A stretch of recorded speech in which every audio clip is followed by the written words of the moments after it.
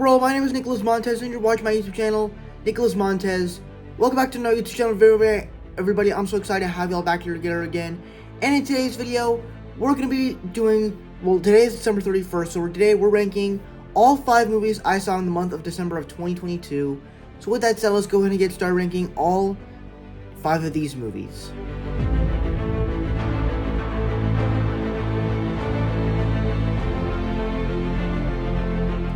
Now for me, as a fan of the original Avatar, and the fact that this movie took 12 years to make, it really disappoints me that this movie is in last on the list. Because, you know, the fact that it took 12 years to make, for James Cameron to make this film, I don't really think it was the story that he wanted to get right. It was the special effects of the water he wanted to get right. And that's kind of reasonable to do something like that. But overall, to start off the positives with this film, I mean, come on. The action sequences and the special effects are really the greatest thing about this film. Just all the special effects in this movie really capture what made the original Avatar great. Obviously, the original Avatar is not great, but it is a pretty good little James Cameron movie that he did. With great special effects and cool action. And this film just kind of continues that, except they do it in new heights as you're in the water sort of thing. And I think they were able to do such an amazing job with it. And even when it gets to the action, I was like, how did y'all do that? Like bunch of Na'vi soldiers get shot in the arrows, get shot in the head with an arrow. A bunch of sky people get their arms chopped off with like the ropes. Like, how is this being put into a PG-13 movie? And then also, I was not expecting them to bring back Quaritch like that, of him being a part of the Na'vi people. But so yeah, that's kind of the things I liked about the film. When it gets to the bad side of this film, it's just too fast-paced, where it feels like it doesn't take its time to sit on things. Or I feel like that's what the original Avatar was actually able to do, where they were actually able to let you sit on these characters, let you process everything. Where it's like Jake Sully is just explaining his whole history of what's been going on, like with his family, and that Pandora was burnt by the Sky People and they returned, and then it just rushes to Quaritch's body being put into a Na'vi person, and then you also introduce a bunch of these new characters with Jake Sully and Natiri's kids, and then you introduce this spider character who happens to be the long lost son of Quaritch. And it just introduces so many plot lines. And then, I will say, the introduction of the water people, Na'vi people, I thought that was actually a cool little plot line that made a little bit difference to it. But, you don't really get many scenes of them swimming underwater unless it's, for a fight. And I mean, the sea creatures were cool, but you don't really get a lot of it, honestly, kinda. But overall, the film was good. Will I watch it again? Probably not. When it comes on Disney Plus, I'll probably just watch certain scenes of it, but it's not a film I'm gonna rewatch the whole thing.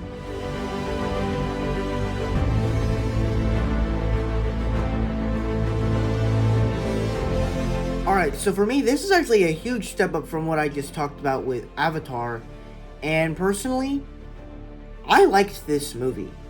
I liked A Hollywood Christmas, where it's a Christmas movie that's about people making Christmas movies, except them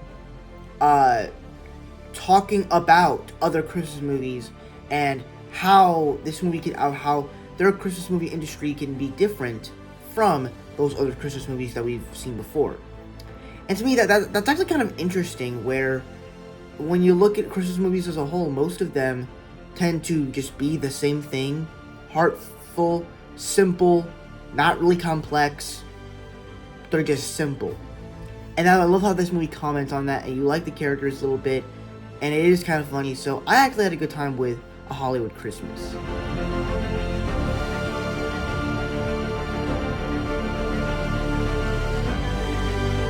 So if you're wondering, yes, I did like the new Night at the Museum film that came out on Disney Plus.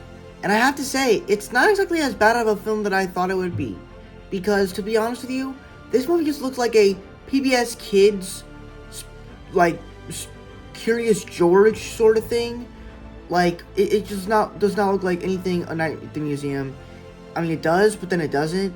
But I actually had a good time. Like, there were some things in this movie that, like, because it's animated, they're able to do some things that you can't really do in live action. So I thought that was kind of cool. I also just love seeing these characters again, and I think some of the performances from the other characters were kind of cool. And some of the new actors that are playing these characters were kind of good. And I like the new characters they kind of added in here. And I'm not the biggest fan of the way they did Kahmunrah. I like the Mufasa reference though. But the fact that you have this whole thing take place in like a painting of ancient Egypt just ruined the whole purpose of Night at the Museum, where it's supposed to be a night at the museum, not a night in a painting of ancient Egypt. They should have just called it that then. But overall, the film was good, and I did like it.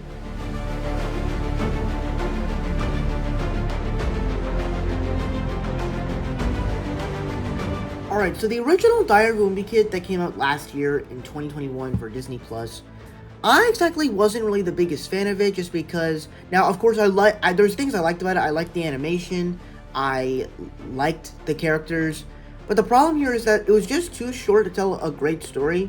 Like the first film was like 58 minutes, not even an hour, 58 minutes.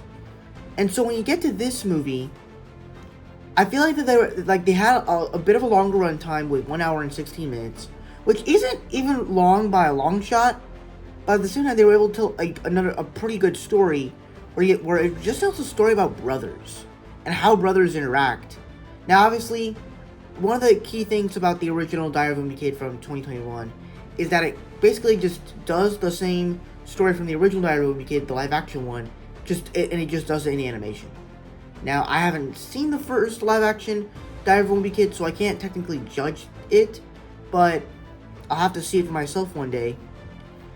But as a movie fan of myself, I actually liked this movie. I thought the animation was once again more clear, told the story in a very cool way, and like it just told this story of brothers and how like it was honestly just kind of like fun to see all these little things happen, and doing all these blackmails and everything.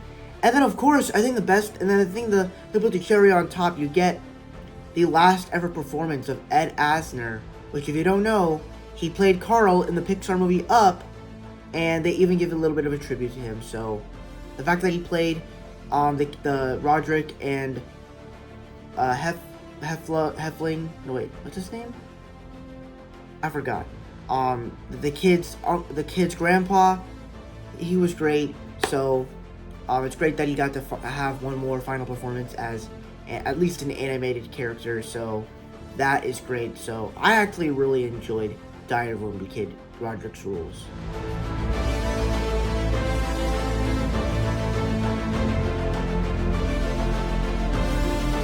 Alright, so coming up after the Will Smith and Chris Rock smack, I was thinking, when are we gonna get the next Will Smith movie?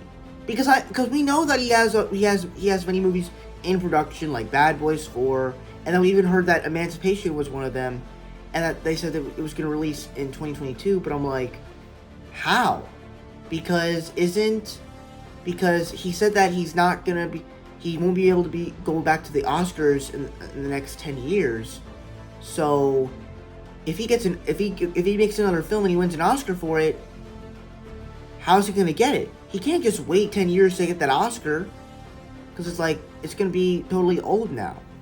But personally, what are my actual thoughts? But besides all that stuff, what are my thoughts on Emancipation as a whole?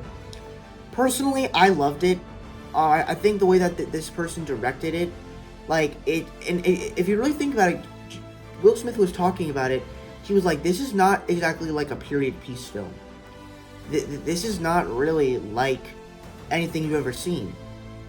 It's a slavery story that's turned into a Saving Private Ryan film. That's kind of how he described it, and that's exactly how it is. Now, granted, I guess you could say the Saving Private Ryan part is kind of like being a soldier and saving these people. I don't know, because Saving Private Ryan is more about these soldiers looking for this person to deliver a message saying that your family died or something. But I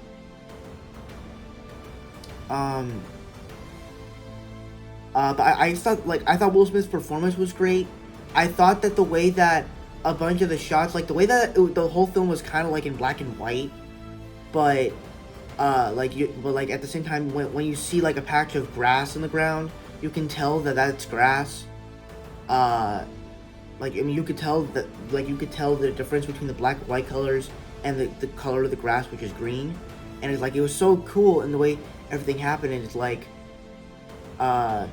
even when it gets to some of the action, like, some of the action is actually pretty good. I mean, it's not like an action-packed film, but when the action does happen, it is pretty cool. And it's just such a momentous story. And the fact that they were actually able to capture a shot of the real guy who became this soldier, and you see the scars on his back, you're like, oh man, this is crazy, man. So overall, I loved Emancipation, and this is definitely one of my favorite movies of the year. And that's my ranking of all the December films I saw in the month of December. Thank you guys so much for watching. I really hope you enjoyed. Don't forget to like, comment, and subscribe. All my social media stuff is in the about section over there. And I'll see you guys in the next video. Bye-bye.